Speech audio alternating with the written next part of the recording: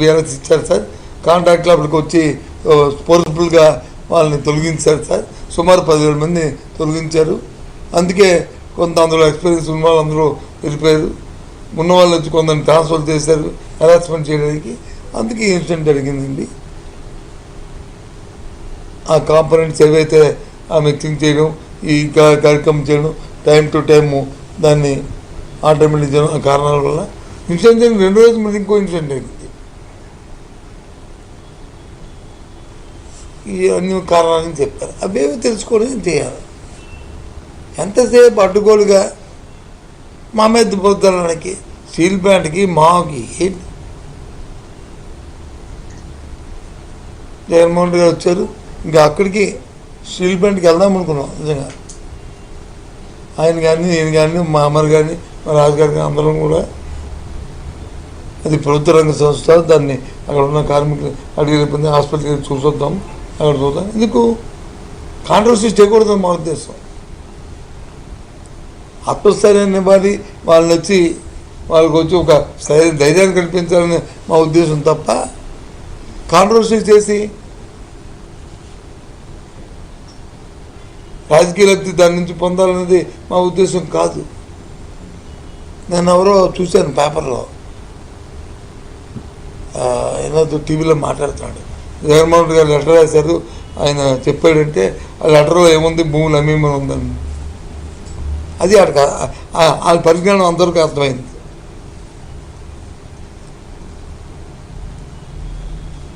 Steel plant working capital లేదు, లేదా running capital లేదు, అవన్నీ చేయాలి, ఇవన్నీ బాధలు అంటే అది ఆ మానిటరింగ్ చేసి ఆ డబ్బులు దాన్ని ఖర్చు పెట్టండి సార్, దాన్ని బాగు చేయండి అని చెప్పి లెటర్లో జగన్మోహన్ రెడ్డి గారు సజెస్ట్ చేశారు.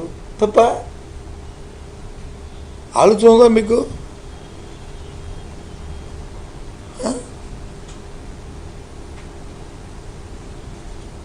అంతేగాని ఆ భూములు వచ్చి అమ్మేసుకోవడం కన్నా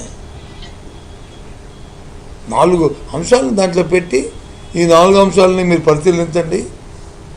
దాన్ని బలోపేతం చేయడం మనకు వస్తుంది. మేము మాత్రం ప్రైవేటిజం మాత్రం వ్యతిరేకం అని తీర్మానం చేసి పంపిస్తే ఆ మంత్రి గారు వచ్చి సంబంధిత మంత్రి గారు కుమారస్వామి గారు వారు స్టేట్మెంట్ కూడా ఇచ్చారు. బికాజ్ ఆఫ్ జగన్మోహన్ రెడ్డి గారు ప్రభుత్వం వల్ల, ఆంధ్ర రాష్ట్ర ప్రభుత్వం వల్ల దీన్ని మేము చేయలేకపోము, నిర్ణయం తీసుకోలేకపోమా విశాఖ స్టీల్ ప్లాంట్ అని చెప్పారు. నేను వచ్చి ఏదో అక్కడ చెప్తారు, ఆ టక్కమని ఆ ఏటీవో ఏమైనా కట్ చేస్తారు. ఏంటి ఈ బ్రదర్ మన మిగతా తెలియకూడదు. నేను చూస్తున్న ఏంటి కట్ట మిగిలితే ఇంకేంటి అడ్వర్టైజ్మెంట్ చేస్తాను. ఎందుకు ఈ విషయం మరి ఏమి ఇచ్చారో తెలియకూడదు. అప్పుడు మర్చిపోయిన అమరు ఆ లెటర్లో ఏముంది ఒకసారి పంపించాడు. చదివితే ఇది ఎన్ని జిమికలు అండి. ఇది 1, 2 జిమికలు. ఈ జిమికలు చూస్తుంటే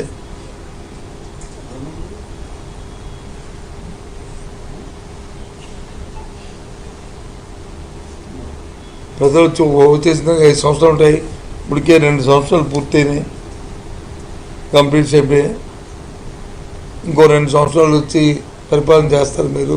ఓ సంవత్సరం ఎన్నికలకి వెళ్తాం. ఈ 2 సంవత్సరాలు ప్రజలను ఇబ్బంది పెట్టకుండా మరీ వెన్నుపోట్లు పడకుండా ఇది చెయ్యండి. కానీ నాకైతే నమ్మకం లేదు. కనీసం 1 నిమిషం కూడా మీరు అధికారంలో వీల్లేదని అనిపిస్తుంది నాకు. మీరు ప్రభుత్వం నడిపే స్థితిలో మీరు లేరు. నాకే కాదు, మీకు కూడా అనుమానం ఉంటుంది. చదివాడు మాటలు తెలిసిపోతున్నాయి. బేళ మాట్లాడుతున్నాడు ఆయన ఏం మాట్లాడాను. అధికారులు లేదు మా గురించి మాట్లాడతాడు. అధికారులు ఉండి అందరి గురించి మాట్లాడుతున్నాను.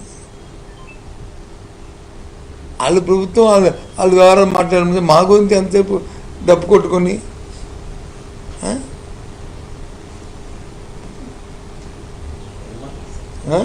ఎంతసేపు మాదే రామమ్మ చెప్పలా. ఎందుకంటే సినిమా రామ్కోట్ రాస్తాం కదా, రామ్కోట్ రాసినట్టు రోజును జగన్మోహన్ రెడ్డి గారు అందుకే ఎవరైనా ఏ సాధు పొంగుడు చెప్పేటువంటి సార్లు ఆయన పేరు తలిస్తే నీకేమైనా మోక్షం వస్తుందని ఏంటిది?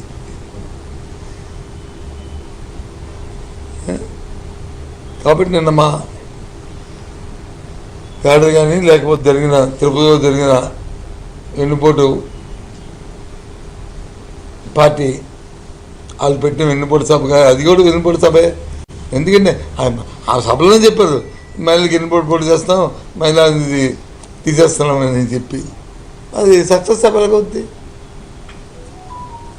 ఫెయిల్యూర్ సభే కదా. సౌండ్ లేదు, ఇందా చెప్పినట్టు రీసౌండ్ లేదు అసలు. సౌండే